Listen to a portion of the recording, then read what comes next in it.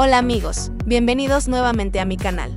En este video tutorial les enseño paso a paso cómo hacer una hermosa flor en goma y foamy, de forma fácil, económica y con un resultado increíble. También les comparto las medidas exactas para que puedan realizarlas sin complicaciones desde casa. Ideal para decorar, regalar o emprender. Espero que les guste mucho este proyecto. Si tienen alguna duda, pueden dejarla en los comentarios y con gusto les estaré respondiendo. Mientras tanto amigos, cuéntenme desde dónde nos están mirando. No olvides suscribirte y activar la campanita para más ideas de manualidades.